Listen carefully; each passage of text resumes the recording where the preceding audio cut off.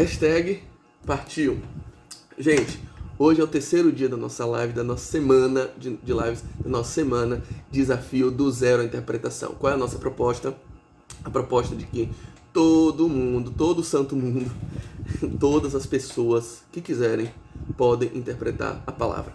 Eu queria fazer uma diferenciação aqui com vocês. Existe uma diferença entre livre exame das Escrituras e livre interpretação das Escrituras. O que é isso? Livre exame das Escrituras é um postulado da Reforma Protestante. Por quê? Até a Reforma Protestante, os teólogos, a igreja em si, ela se pautava por um princípio de que só a igreja, só o magistério, só o clero, só os líderes da igreja, assim constituídos, podem interpretar a Bíblia. E toda e qualquer interpretação que esteja em desacordo da única interpretação cravada pelo magistério da igreja, ela é uma interpretação errônea. Aliás, esse ainda é o postulado católico. Nossos irmãos católicos, certamente tem algum irmão católico aqui participando. Desde já vocês são muito bem-vindos, tá? A gente não está aqui para fazer segregação e muito pelo contrário, nosso lema é unidade. Então, nós estamos dando dicas que valem tanto para católicos quanto para protestantes. Muitas vezes eu cito postulados da Reforma, cito princípios que foram advindos da Reforma Protestante, mas creio que, e inclusive boa parte deles é adotado pelos católicos, tá? Então, zero segregação, pode ficar aí tranquilo, a casa é sua também, meu irmão. Pronto. Mas ainda é um postulado da Igreja Católica Apostólica Romana. Ou de quê? Ou de que só o magistério da igreja, só a igreja, a Sé, só eles têm a capacidade de promover a boa interpretação da Bíblia. Isso foi uma autoridade conferida por Jesus Cristo, de que só a liderança da igreja tem a aptidão, tem o sacerdócio que é necessário para uma boa interpretação da Bíblia. Nós, protestantes, pensamos diferente. O que nós pensamos? É que todo mundo pode interpretar a palavra. Nós cremos no livre exame das Escrituras. Só que livre exame não quer dizer livre interpretação. O que é livre interpretação da Bíblia? É de que qualquer interpretação é válida. Qualquer ponto de vista acerca da Bíblia, desde que você fundamente no seu lugar de fala, é válido. Daí surgem diversas linhas hermenêuticas. Por exemplo, a gente fala hoje sobre teologia negra, sobre teologia, uma verve mais feminista, uma verve mais... por exemplo, existe a teologia da libertação, que ela foca muito na assessoria, no foco do evangelho para os pobres, para uma vertente assistencial, social. Eu não tenho nada contra a rigor, e eu acho que todas essas teologias trazem contribuições e coisas para as quais a gente fechou o olho por muito tempo. Porém, a gente precisa ver com muito cuidado uma teologia que assume um ponto de vista e que assume uma tendência, vendo tudo que enxerga na Bíblia, ela vê por aquele viés. Já disse aqui uma vez, o ditado que minha cunhada Ana Luísa, a esposa do irmão Silas, gosta de falar, é que para quem tem um martelo, tudo vira prego. Então, quando você se posiciona naquele lugar, no lugar do feminismo, no lugar da teologia negra, no lugar da luta racial, no lugar da luta de classes, tudo você passa a enxergar isso. Então, às vezes, o texto não está falando sobre nada disso. O texto está falando sobre coisas completamente diferentes, mas você vê, por exemplo... Eu tenho um amigo que ele é bem voltado para uma teologia, para uma hermenêutica, bem do ponto de vista social.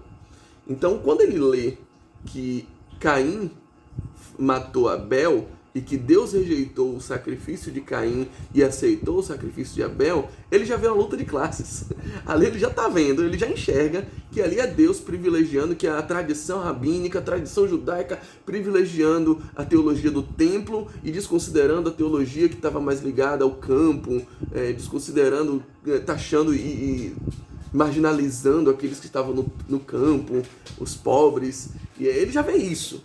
Eu não consigo enxergar. Eu confesso que eu já li esse texto 1 milhão de vezes e eu não consigo enxergar isso que ele vê. Por quê? Porque ele está posicionado num lugar, num ponto onde ele não aceita sair. Então ele acaba enxergando tudo dessa forma. Então a nossa proposta não é a proposta do da livre interpretação. Não, a interpretação não é livre. Existe uma interpretação certa, uma interpretação errada. A gente está aqui para tentar buscar qual é a interpretação certa. Ponto. A interpretação é aquela, mas todo mundo pode chegar àquela mesma conclusão usando as ferramentas corretas. E outra coisa que a gente precisa ter em mente é o que Paulo escreve em 1 Coríntios capítulo 13. A gente já falou sobre esse verso aqui, sobre esse trecho. É o verso, eu estou com a Bíblia aqui no computador aberta, eu vou localizar aqui 1 Coríntios capítulo 13. É um dos textos que eu queria até trabalhar com vocês hoje. 1 Coríntios 13, 9 diz assim: porque em parte conhecemos e em parte profetizamos. Como é que eu entendi esse texto? Vamos lá. Eu entendi esse texto assim. Tem coisas que Deus revela. E às vezes Deus dá um sinal, Deus dá uma visão de que alguma pessoa está numa situação difícil. Mas tem coisas que Deus não revela e que eu mesmo enxergo. E que eu vejo, a pessoa está triste, eu não preciso de uma revelação de Deus para saber que ela está triste. Eu vejo uma pessoa pedindo ajuda, pedindo esmola, eu não preciso de uma revelação de Deus para saber que ela é pobre. Então eu usava esse versículo para isso. Em parte vemos, em parte eu enxergo, em parte Deus revela. Parte do que a gente conhece é a revelação de Deus. Parte do que a gente conhece é aquilo que a nossa experiência, que a nossa observação permite. Era assim que eu sempre interpretava esse versículo.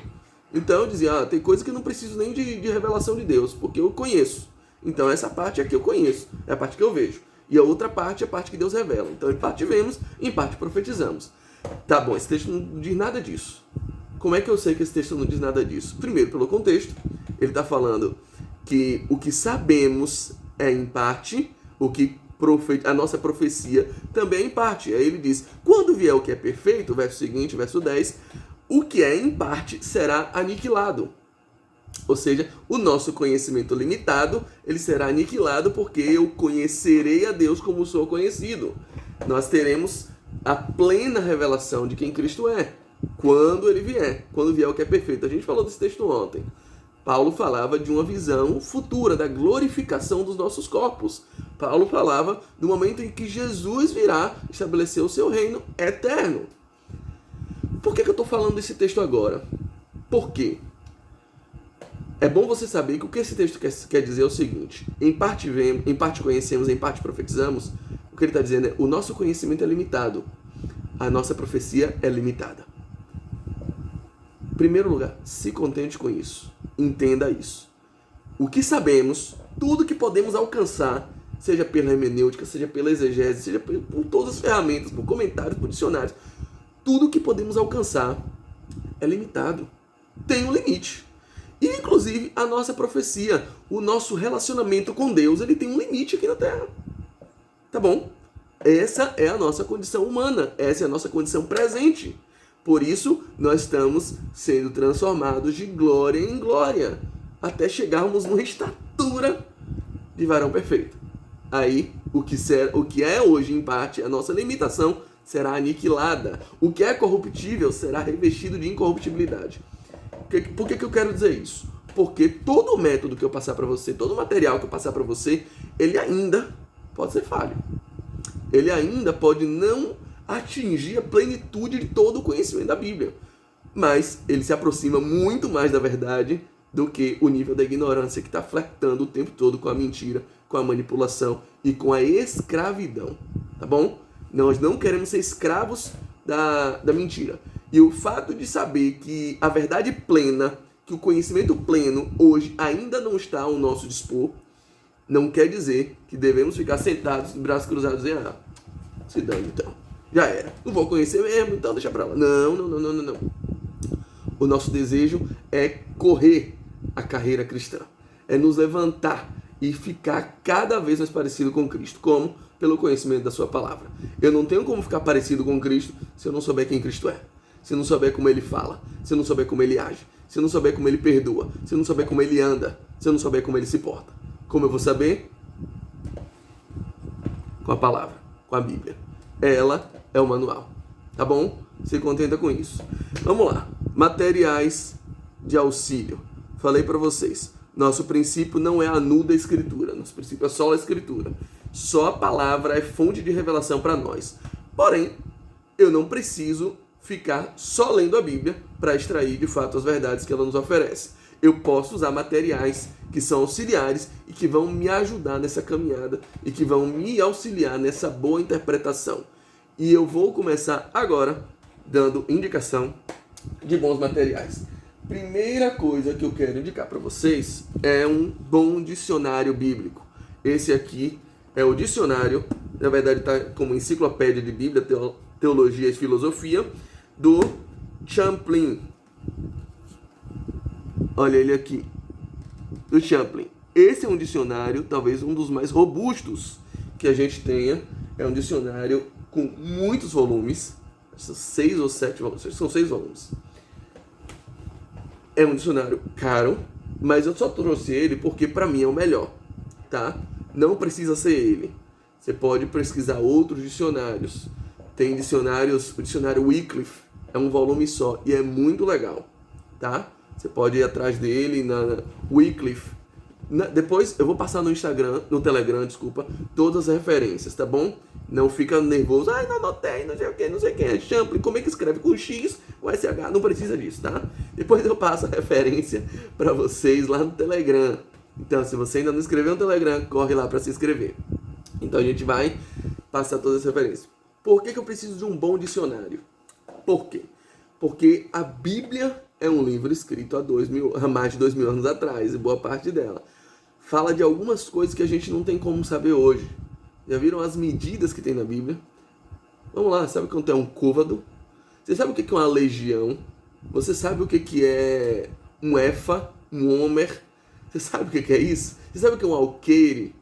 Você sabe o que é um denário? Você sabe o que é um asse?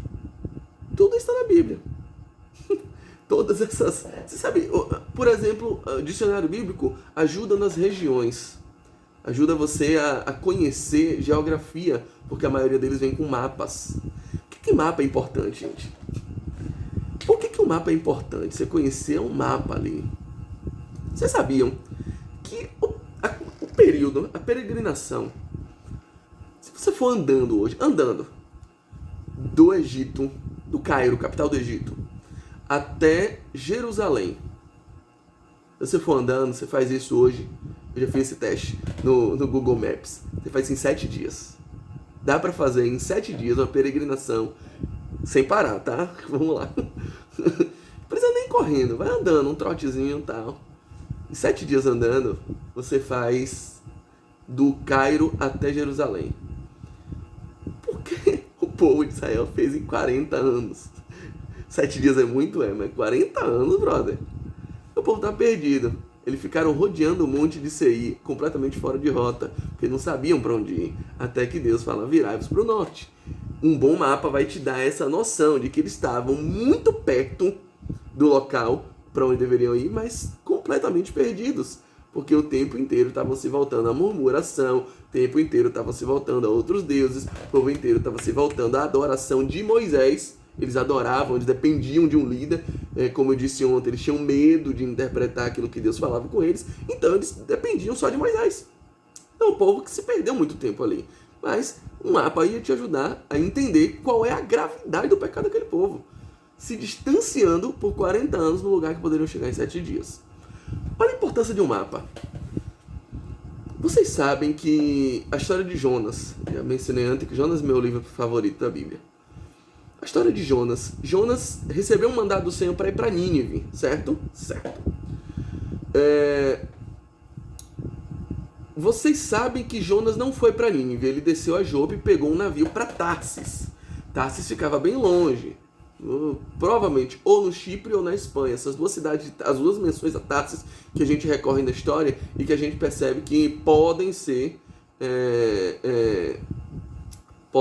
válidas como aquelas cidades.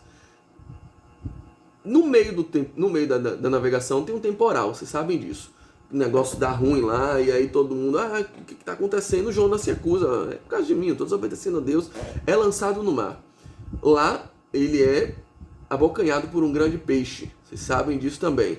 O peixe engole Jonas e ele fica 3 dias no ventre do peixe. Depois disso, o peixe cospe Jonas. Onde é que o peixe cospe Jonas? Eu desativei os comentários. Mas certamente, se eu tivesse com os comentários ativados, eu ia ver um monte de gente aqui, Nínive, Nínive, Nínive, Nínive. O peixe cuspiu Jonas em Nínive, onde era o lugar para onde Deus mandou. Não tem como ser Nínive. Porque se você tivesse um mapa, você ia ver que Nínive não tem praia. Nínive fica léguas de distância, dezenas de quilômetros distante, tanto do Mar Morto, do Mar Mediterrâneo, quanto do Mar Cáspio. Ele fica entre esses dois mares, mas no meiozinho assim, sabe? Bem distante. Então não tem como o peixe ter cuspido Jonas em Nínive. Tanto é que no capítulo 3 de Jonas, começa dizendo assim: e veio a palavra do Senhor dizendo, levanta-te e vai para Nínive. Ou seja, o peixe não fez a tarefa que Jonas deveria ter feito. Tá? Como é que eu sei isso? Olha o mapa, cara. E comunga o mapa, harmoniza o mapa com aquilo que a Bíblia está dizendo. Outra coisa que o dicionário bíblico vai te ajudar muitíssimo, uma das perguntas mais recorrentes que a gente tem aqui, uma das coisas que a gente mais ouve, me ajuda nisso, e o que é? Contexto histórico. Como é que eu sei o contexto histórico daquilo? Os dicionários bíblicos normalmente são organizados por palavras-chave. Aí você procura assim, Ageu. O dicionário bíblico vai estar lá dizendo em que tempo viveu Ageu, em que contexto viveu Ageu, quem era o pai de Ageu, quem era o rei que estava reinando no tempo de Ageu, e isso te ajuda a conhecer o contexto profético.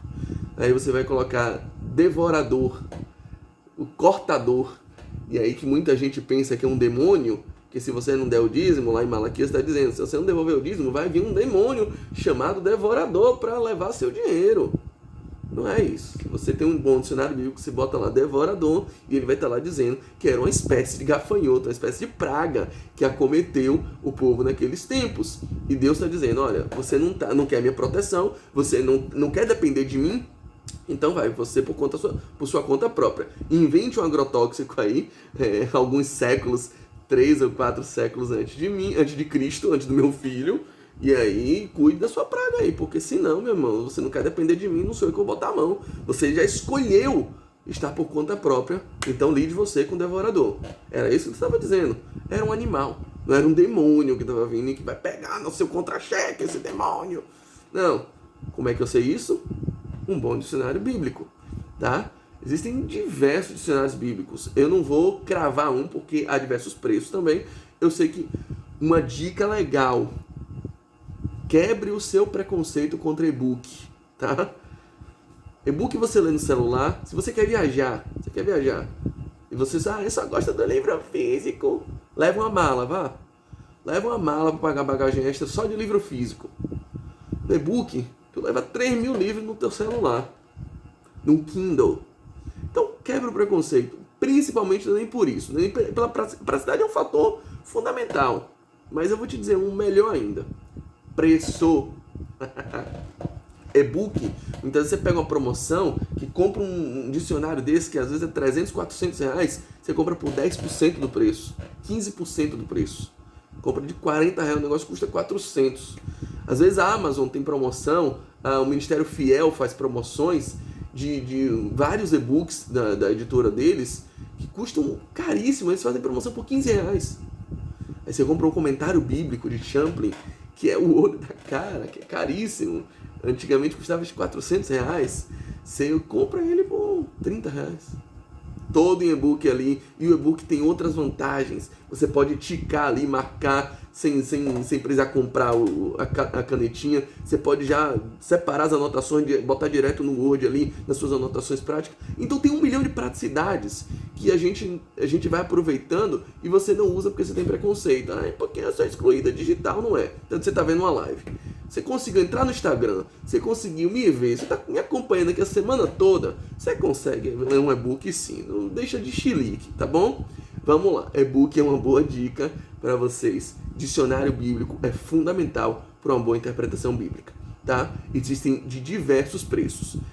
Você não vai ter o melhor, não vai ter o de Champlin, que são diversos volumes. Compra um ou outro, compra o Wycliffe, é baratinho. tá? E são dicionários muito bons. Da SBB, Sociedade Bíblica Brasileira, tem um dicionário muito bom, muito útil, um volume só, tá? É muito mais barato. Outra dica que eu vou dar aqui para vocês, coisa que você precisa ter. Bíblia, palavra-chave, tá? Bíblia de estudo, palavra-chave. Hebraico, grego. O que é isso? Um auxílio fundamental para você ter uma boa interpretação bíblica. Eu parto do pressuposto seguinte, e eu vou dizer uma coisa para vocês. Vocês sabem que a Bíblia foi escrita em 3 idiomas, tá? A Bíblia foi escrita, o Primeiro Testamento ele foi escrito em hebraico, 99% dele foi em hebraico, alguns pequenos trechos em aramaico, algumas partes de Daniel, algumas partes de Esdras foram em aramaico. A maior parte dele foi em hebraico. O Novo Testamento ele foi escrito todo em grego. Eu não falo hebraico, eu não falo aramaico, eu não falo grego. E aí? Como é que eu interpreto se de fato essa tradução está errada? Qual é a melhor tradução? Qual é o melhor... se a tradução está correta aqui? Como é que eu critico isso? Uma das ferramentas que a gente tem, Bíblia, palavra-chave. Ela traz a correspondência das palavrinhas que estão sendo usadas ali com o original direto. Então, ter uma Bíblia de palavra-chave é um negócio muito útil na sua interpretação bíblica. Vai te ajudar, vai te dar um upgrade muito grande. Não tenho dinheiro para comprar uma Bíblia palavra-chave. Em primeiro lugar, tu é chato, mas tu pode também estar numa dificuldade financeira. Sei que a pandemia chegou, o bicho está pegando. Tem um recurso para vocês. Aplicativo. Vou dar 2 aplicativos para vocês que são bons. Um é pago, o outro é gratuito, mas um pouquinho difícil de usar. Mas dá, com boa vontade dá. O que é? Primeiro aplicativo, ele é tanto para Android quanto para iPhone. Vocês, galera do iPhone, bando de burguês safado. Galerinha os maçanzistas aí. O aplicativo é Olive Tree. Eu vou passar o nome no Telegram. Não se desesperem. Eu não sei falar inglês. Olive Tree, árvore de oliveira. Olive, O-L-I-V-E, Tree. T-H-R-E-E. Pronto, é assim. T-R-E-E. T-R-E-E. Pronto, minha esposa é minha poliglota, tá ali me corrigindo. Te amo. Com T-H é 3, né? T-H-R-E-E é 3. Não, é árvore. T-R-E-E. Olive Tree. T-R-E-E. Pronto. Esse é o aplicativo. Esse aplicativo é pago. Mas ele é mais barato que a Bíblia palavra-chave. E é mais usual. E o outro aplicativo é My Sword. My Sword é minha espada. My M-Y-S-W-O-R-D. Esse eu sei. My Sword. Minha espada em inglês. Todos os dois são em português. O nome é em inglês, mas tem módulo em português. Qual é dois grandes benefícios desses aplicativos? Eles funcionam como Bíblia para palavra-chave, porque ele tem a correspondência direitinha ali. Cada palavra ele tem um códigozinho do lado. Você clica nele, aparece a palavra originalmente usada no idioma original da Bíblia. E aí você consegue ver o que era de fato aquela palavra e você vê se talvez o autor usou uma tradução alternativa. Eu vou falar de traduções daqui a pouquinho. Mas são aplicativos muito bons e muito úteis para a gente usar. Uma coisa legal, você sabe o que está escrito em Atos capítulo 9. Atos capítulo 9 fala da conversão de Saulo. E se você acha que Saulo foi transformado em Paulo, recomendo que assista um vídeo lá no YouTube que diz assim: você entendeu errado, Saulo virou Paulo. Nunca houve transformação de Saulo para Paulo, tá? Atos 13:9, você vai ver lá que Saulo também se chamava Paulo. Ele tinha 2 nomes, um de origem judaica e outro de origem romana, tá bom? Então, quer estar com isso? Deus transformou Saulo para Paulo. Não transformou coisa nenhuma. Saulo e Paulo, mesma pessoa. Paulo morreu se chamando Saulo também. Por que ele adotou o nome Paulo depois da sua conversão? Porque agora ele se tornava perseguido. Então ele precisava mostrar em todos os lugares que chegava a sua nacionalidade romana. Então ele queria mostrar para todo mundo: eu também sou romano, não me prendam sem julgamento, eu tenho prerrogativas. Então ele não queria sofrer abusos o tempo todo, abuso de autoridade, então ele mostrava: eu sou romano.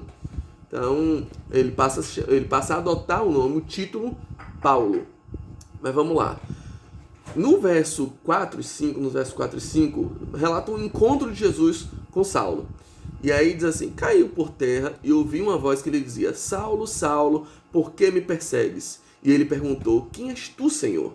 E a resposta foi, eu sou Jesus, a quem tu persegues. Eu estou lendo pela NVI. E o que é legal desse texto? É que se você vai lá no aplicativozinho ou na Bíblia Palavra-Chave, você vai ver que a palavra Senhor, quem és tu, Senhor, que Saulo usou, quer dizer Kyrios ou Kurios em grego. E a palavra Kurios tem um significado. Segundo o dicionário Strong, e todos esses dois aplicativos que eu falei usam o dicionário Strong como correspondente, diz assim, o significado de Kurios, segundo Strong, é aquele a quem uma pessoa ou uma coisa pertence. Entendeu? Profundidade? Saulo estava acabando de conhecer aquele Jesus, mas ele já chamou ele de Senhor. É como se ele dissesse, eu não entendo todos os seus caminhos, eu não sei direito quem você é. Primeira vez que eu estou lhe vendo, eu ainda não sei teologia o bastante, eu ainda não sei tudo sobre você, mas uma coisa eu já sei, eu te pertenço, você é meu dono. Era isso que ele estava falando, porque ele usou a palavra Kurios. Você é dono, você é meu dono. Quem és tu, Senhor? O que eu tenho que fazer para você agora? Agora eu estou aqui para te obedecer, já sei que eu te pertenço. Profundo, né? Como é que eu sei disso? Palavra-chave. Bíblia, palavra-chave. Nesse aplicativo você também consegue ver outra ferramenta muito legal para entender o sentido das coisas, que é quantas vezes aquela palavra se repete em outros contextos. Às vezes eu não sei direito o que ele queria dizer com aquilo, aquela palavra ali naquele contexto, pego e coloco lá, busca aquela palavrinha no original, quantas vezes ele repete aquela palavra, em que contexto ele repete. Se aquela palavra é usada num contexto negativo, se aquela palavra é usada num contexto positivo, se aquela palavra pode ser outras coisas. Então, é uma coisa que a gente pode usar como o recurso da palavra-chave. Beleza? Outro recurso, e aí esse aí para mim é o melhor, o que eu mais gosto de usar, comentários bíblicos. Bíblias comentadas, versículo por versículo. Mais uma vez, meu preferido. Champlinho da massa. Champlin, para mim, é o melhor de todos. Só que isso aqui é só um dos volumes, tá? Do Novo Testamento. Tem mais um dos volumes do Velho Testamento. Aliás, eu só tenho ele em e-book. Isso aqui eu peguei físico emprestado com o meu amado pastor Diogo Dantas. Gente, sigam o pastor Diogo Dantas no Instagram. É o homem que me pastoreia, é com quem eu me consulto. É um mito, cara. Ele é top e o resto é sutiã. Desculpem os outros pastores. Mas, vamos lá. Ele que me emprestou, mas esse é um material riquíssimo. Versículo por versículo, um comentáriozinho bíblico lá. Então isso é de suma importância para uma boa interpretação bíblica. Mais uma vez, Champlin é caro. Tanto é que eu não tenho ele físico, só tenho e-book. Outros são tão bons quanto Matthew Henry. Vou escrever o nome lá no Telegram depois. Não chorem, tá? Depois eu coloco lá, aqui não vai dar. Matthew Henry. Tem outros aqui que são menores e em volume só. E isso vai facilitar para vocês porque o preço diminui bastante. Tem um aqui que são 2 volumes. Craig Keener.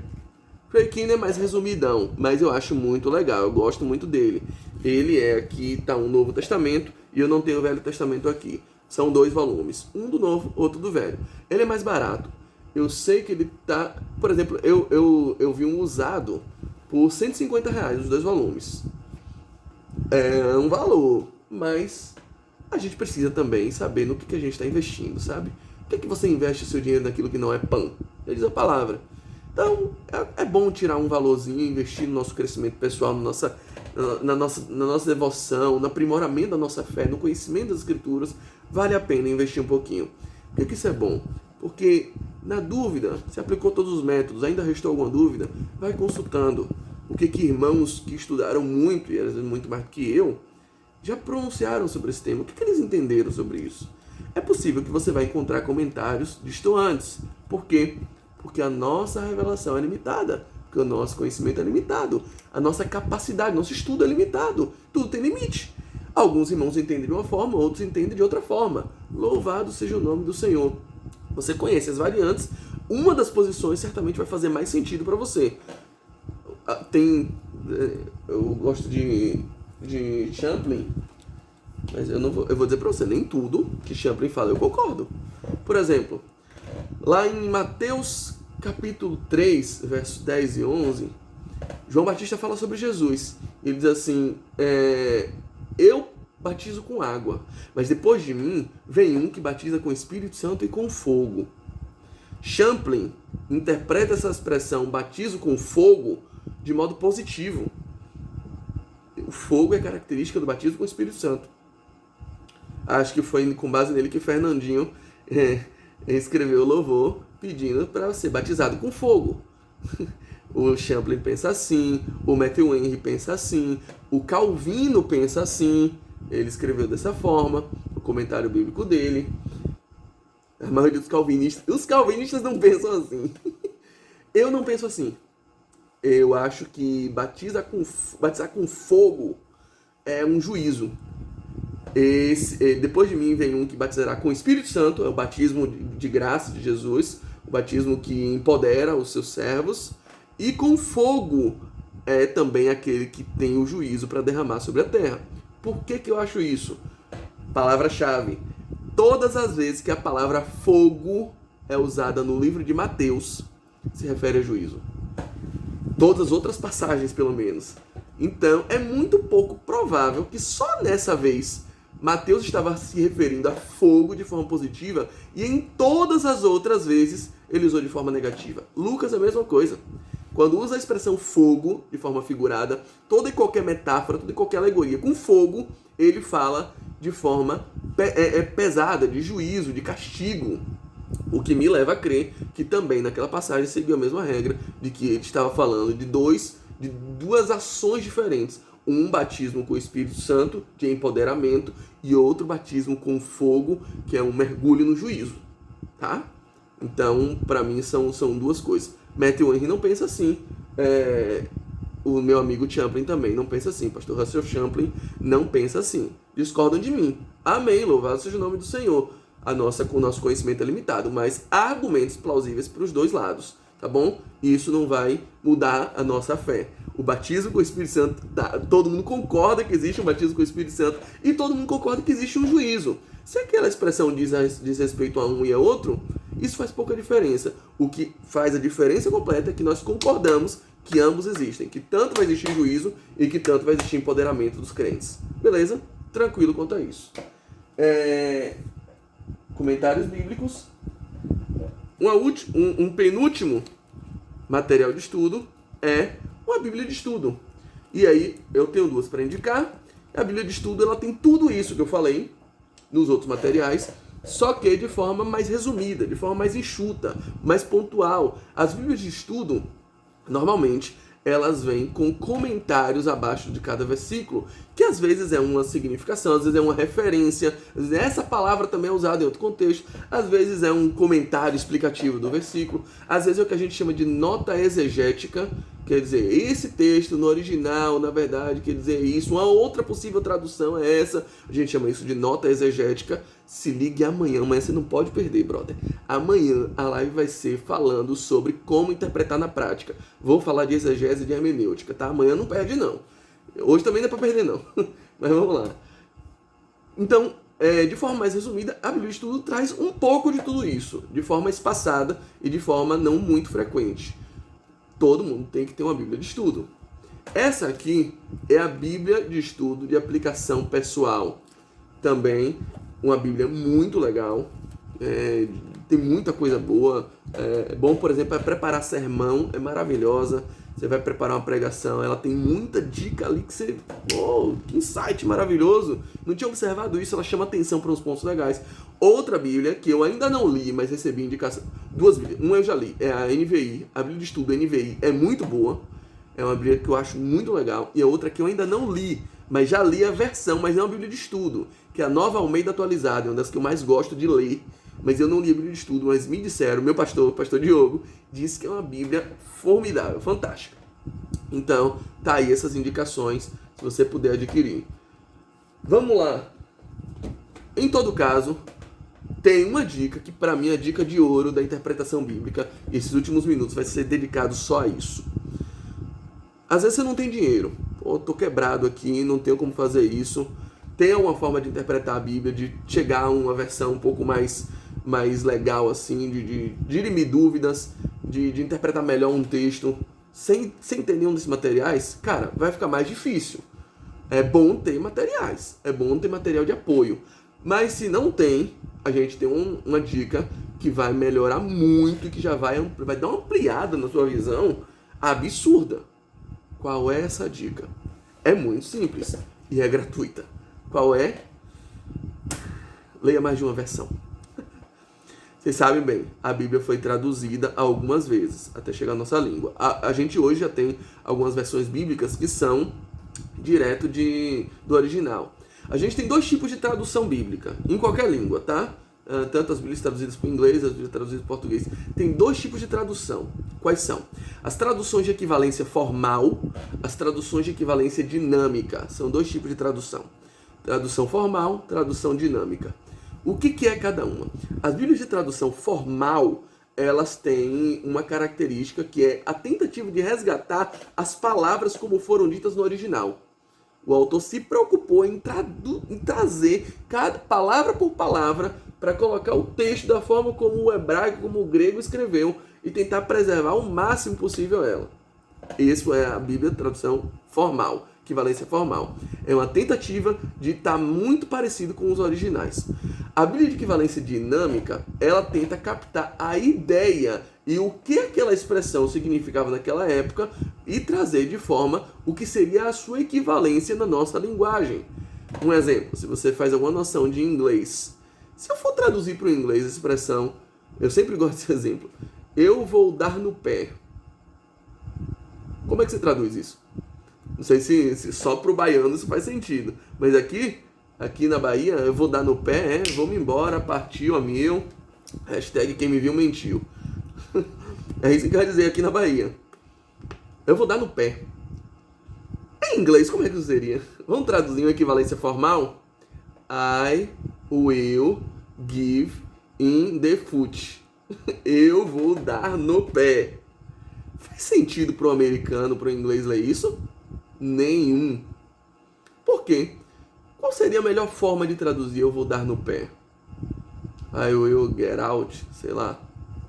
Não sei se a construção da frase tá perfeitinha. Eu falo inglês igual a índio, sabe? Mim vai, mim foi, eu falo meio assim. Então, mas o que eu quero dizer é, eu vou usar uma expressão, talvez uma gíria de lá também, que queira dizer a mesma coisa que eu vou dar no pé e diz em português. Então eu vou te dizer um problema e uma virtude de cada uma dessas Bíblias e vou dizer quais são elas. As Bíblias de equivalência formal, elas pecam, sobretudo, nas expressões idiomáticas. Elas não conseguem captar a ideia e trazem para você uma noção completamente doida que você não vai entender do hebraico e do grego. As Bíblias de equivalência dinâmica, elas tentam captar a ideia e trazem o melhor possível da ideia adaptada para o português, mas elas têm um problema, que é elas interpretam. Quando o cara... Na Itália existe um ditado assim, tradutore traditório. É isso aí. Tradutore traditori. Que é todo tradutor é um traidor. Pronto, é isso aí. Todo tradutor é um traidor. Por quê? Porque enquanto ele está traduzindo, ele está inserindo ideias dele, ele está interpretando aquilo que ele acha. Ele está tomando uma posição. Ele está sendo hermeneuta quando deveria ser só um tradutor. Isso é um grande risco das traduções de equivalência dinâmica. Mas hoje a gente tem algumas Bíblias que são legais. Exemplo de tradução formal, as mais conhecidas. Almeida, Revista e Corrigida. É uma tradução predominantemente formal. Entenda uma coisa, nenhuma Bíblia é só formal ou só dinâmica, tá? Todas elas são mistas, mas existem percentuais. Estudos dizem que a revista corrigida, ela é cerca de 85 a 90% formal. Ela prima por trazer o original e às vezes se lasca toda. Outra Bíblia que eu não gosto, não uso, eu não gosto da revista corrigida, que é a mais lida aqui no Brasil, sobretudo entre os protestantes. Não gosto dela. Também não gosto de outra muito lida, que é a King James. A Bíblia do King James, eu não gosto dela porque ela é ainda mais formal do que a revista corrigida. Mas uma dica que você precisa ter na hora de ler a Bíblia. Leia a Bíblia por 3 versões distintas, ou 4. Você fazendo isso, eu vou te mostrar agora como vai clarear sua mente. Olha o que diz em 1 Samuel 24:3.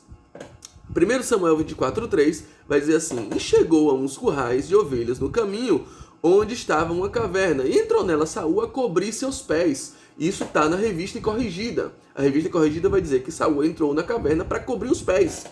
E uma vez já foi visto numa igreja uma pessoa usando esse texto, isso na revista corrigida, usando esse texto nessa versão e fazer uma mensagem em cima disso. Saul entrou para cobrir os pés. Por que Saul entrou para cobrir os pés? Porque Saul não tinha os pés cobertos, não estava com os pés calçados. E calçar o pé é o quê? Tipo da armadura do crente lá de Efésios 6. Calçar os vossos pés na preparação do evangelho da paz. Então, ele não calçou o pé com o evangelho. O Saul estava sem o evangelho e aí ele precisou cobrir o pé com outro evangelho. O cara viajou, mas viajou com muito gosto. Por que ele viajou? Pega a revista atualizada, que é uma versão que eu acho um pouco melhor. Não a revista corrigida. A revista atualizada, se você pegar para ler o mesmo texto, você vai ver que chegou a uns currais de ovelha no caminho onde estava a caverna e entrou nela Saul para aliviar o ventre. O que é aliviar o ventre? O cara entrou para... Que hora é essa? 21h50. Será que tem alguma criança na live? Ele entrou para cagar. Ele entrou para fazer cocô. Ele foi fazer necessidades fisiológicas. Ele entrou para isso. É essa expressão. A expressão cobrir os pés em hebraico é um eufemismo, uma expressão idiomática para dizer foi fazer necessidade fisiológica. Ele foi no banheirinho dele. Ponto. Não tem nada de cobrir o pé de evangelho, não tem nada disso. Essa expressão é uma expressão idiomática. E se você não entende isso, você comete uma atrocidade no púlpito. Falar uma besteira gigante. Como é que eu sei disso? Eu li por mais de uma versão. Se você lê só uma versão, você fica sujeito a impressões do autor e tentativas daquele tradutor de colocar alguma coisa na Bíblia. Leia por mais de uma. Se você olhar na Bíblia de Jerusalém, e aqui é uma indicação pessoal minha, é minha preferida. Desde a faculdade de teologia, eu adoto ela como minha Bíblia preferida. Ela é a indicação dos melhores biblistas que eu conheci aqui do país, de professores me indicaram ela e disseram, olha, é a melhor tradução para o português, é a Bíblia de Jerusalém. Então, desde então, eu adoto ela. Tenha em mãos um aplicativo, celular, qualquer celular pega, que chama Bíblia Your Version, também Your Version. Eu vou colocar amanhã no Telegram também esse aplicativo. Por quê? Porque ele dá para você ler várias versões. Clica ali, eu quero ler pela NVI. Não, quero ler pela Nova Almeida Atualizada. Quero ler pela Revista Corrigida. Você vai selecionando e pode até comparar as traduções, tá bom? Olha alguns exemplos que eu vou dar aqui agora para vocês. Olha como a Revista Corrigida é ruim nesse sentido, a tradução formal. Ela preserva algumas coisas que não tem por que ser preservada. E aí, nesse sentido, eu indico que você use mais a NVI, ou a Bíblia de Jerusalém. Vamos lá. Leia 3 versões. Quais são as que eu uso para fazer isso? Eu leio primeiro pela NVI, porque para mim é mais fácil de entender, é a mais legal, é a que dá mais prazer, para mim é uma leitura prazerosa. Eu não leio pela Revista Corrigida. Eu pego logo a NVI, uma leitura hiper prazerosa. Depois eu pego a Revista e Atualizada, a ARA. Não leio a Revista Corrigida.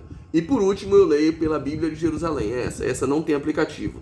Não, você não vai achar aplicativo. Então eu comprei e gosto dela. Se você não tem ela, leia por outra. Leia pela Nova Almeida Atualizada. É uma boa também, tá? Mas aqui eu gosto de usar a Bíblia de Jerusalém. Olha esse exemplo aqui. Em Zacarias 5, 6 e 7, olha como é que está na Revista Corrigida. E eu disse, que é isto? E ele disse, isto é um efa que sai. Mas disse mais coisa. Esta é a semelhança deles em toda a terra. E eis que foi levantado um talento de chumbo e uma mulher estava sentada no meio do efa. Velho, o que é efa? Pelo amor de Jesus Cristo, eu não tenho a menor ideia. Efa? Quem é efa? Quem é essa tal de efa? É uma elfa? A gente não sabe o que é efa. Porque efa é uma palavra hebraica. Que simplesmente ele quis traduzir de acordo com o original e deixou a efa lá. Efa era uma espécie de medida que podia ser também um cesto, que podia ser um recipiente. Mas o camarada quer traduzir como efa. Meu, aí tem outro lugar que ele chama Homer. Brother, eu não sei o que é isso. Essas medidas se perdem, a gente não tem essa noção. Olha na NVI. A NVI tem assim, perguntei o que era aquilo. E ele me respondeu, é um cesto. Um cesto. E disse mais, aí está o pecado de todo o povo dessa terra. Então a tampa de chumbo, e não o talento de chumbo, foi retirada. E ali dentro do cesto estava uma mulher sentada. Tranquilo, brother. Muito mais fácil de entender. Vamos lá, outro exemplo. Isaías 5:10, revista e corrigida. E 10 geiras de vinho não darão mais do que um bato. E um homer de semente não dará mais do que um efa. Olha o efa aí de novo. Cara, que é isso? Tá me xingando todo. Vamos na NVI. Uma grande vinha na NAA, Nova Almeida atualizada. Uma grande vinha produzirá alguns litros de vinho. E um saco cheio de semente não dará mais do que alguns quilos de trigo. De boas. Vamos para NVI, mesmo texto. Uma vinha de 10 alqueires só produzirá um pote de vinho. Um barril de semente só dará uma arroba de trigo. Ele pegou as medidas e traduziu para o bom português. Então, vamos lá. Eu tenho alguns exemplos para dar, mas eu vou falar de alguns problemas da NVI. A NVI, para mim, é uma das melhores bíblias, eu gosto, mas ela, às vezes, tem uns probleminhas que a gente precisa confrontar ela com outras bíblias. Olha o que diz no Salmo 46:10, um salmo conhecidíssimo. Diz assim, é uma posição que ele assume. Ele assume porque ele tem uma equivalência dinâmica. Parem de lutar, saibam que eu sou Deus. Serei exaltado entre as nações, serei exaltado na terra. Esse Salmo 46 você conhece. Você conhece talvez como aquietai-vos e sabeis que eu sou Deus. E não parem de lutar. Porque muitas vezes a tranquilidade não quer dizer pare de lutar. Deus não está mandando parar de lutar. Deus está mandando você lutar em tranquilidade, em confiança de que Ele é Deus e que luta em nosso favor. Quando Ele assume essa posição, dizer pare de lutar, Ele está subvertendo um texto. Então, a NVI é muito legal, mas nunca sozinha. Aliás, nenhuma Bíblia você deve ler sozinha. Deve ler sempre harmonizando com outros textos. A Bíblia de Jerusalém, por exemplo, vai dizer tranquilizem-se e saibam que eu sou Deus. E o último exemplo que eu quero dar, bem rápido, é o Salmo 23. Salmo 23 foi o primeiro texto que eu fiz lá no Você Entendeu Errado, que meio que chocou a galera, mas é um texto muito rico. Todo mundo conhece como o Senhor é meu pastor, nada me faltará. O que a maioria entende disso? Porque o Senhor é meu pastor, Ele vai me dar todas as coisas. Ele vai me dar carro, Ele vai me dar casa, Ele vai me dar roupa lavada, Ele vai me dar coisa. E alguns ainda dizem, como nada me faltará, não vai me faltar as lutas, não vão me faltar problemas, porque Deus vai permitir isso tudo. Então o foco está sempre nas coisas. Almeida Revista Corrigida. Pega outra versão, pega a NVI. A NVI vai dizer assim, o Senhor é meu pastor, de nada tenho falta. Pega a Bíblia de Jerusalém. Ele vai dizer assim, o Senhor é meu pastor, nada me falta. Essa versão tira o foco das coisas e coloca o foco na pessoa. A partir disso, você está entendendo o Salmo 23 de outra forma. Como é, porque o Senhor é meu pastor, eu não sentirei falta de mais nada. Porque eu já tenho tudo, eu tenho o pastor. Esse é o melhor entendimento desse salmo. Como é que eu sei disso? Eu harmonizei versões. Eu li por mais de uma versão. Então, regra de ouro, para você entender plenamente um verso, para você entender com mais amplitude um verso, leia por pelo menos 3 ou 4 versões o mesmo texto. Não fique só em uma versão, porque você vai ficar escravo de uma única tradução e provavelmente de impressões de apenas um tradutor. Beleza? Esse foi o conteúdo de hoje. Terminei aqui na risca. Sei que tinha muito mais coisa pra gente falar, mas é 1 hora de live. Fiquem atentos, amanhã no Telegram eu vou colocar todos esses recursos, vou ativar os comentários aqui agora. Prontíssimo. Foi bom demais hoje, passou voando, meu Deus do céu. Estão adiantando esse relógio aí na hora da nossa live, eu acho que isso é uma covardia comigo. Mas fiquem ligados lá no Telegram, porque amanhã eu vou passar todas essas indicações. Tem algumas outras coisas eu vou passar também. Aí vai ser bênção demais para vocês, viu? É sempre muito bom estar com esse tempo aqui. Foi uma viagem mesmo. A gente viajou legal agora. E outra coisa, o Matheus tá me lembrando aqui, eu combinei com ele antes. Olha, amanhã, lá no Telegram, eu vou passar um exercício para vocês colocarem em prática tudo que a gente aprendeu nesses 3 dias. Para você ver como... Para você prestar atenção como tua mente já mudou. Como sua forma de enxergar a palavra já mudou completamente. Aplicando só essas dicas que eu dei em 3 dias de live. Amanhã, fica ligado no grupo Telegram, durante o dia eu vou passar. A Bíblia de Estudo NVT é boa, legal, é boa sim. Traduzida original, gosto dela, fácil de ler, fácil de entender. Foi top, o resto é sutiã. Amanhã, fiquem ligados lá no Instagram que vai ter um exercício para você colocar em prática esses 3 dias de ensinamento. E vai ser muito, muito, muito legal. Também vou passar a relação de todos os materiais que eu indiquei aqui. E a live vai ficar salva lá, se você quiser rever e ver esses exercícios que eu apliquei aqui. Faltam 20 segundos para acabar a nossa live. Um beijo no coração de vocês. Não desistam, cheguem junto. Fiquem aqui comigo. Amanhã tem mais desafio. E amanhã talvez seja o dia mais importante. Aprender exegese e hermenêutica na prática. Um beijo no coração de todo mundo. Até amanhã. Vocês são top. O resto é sutiã.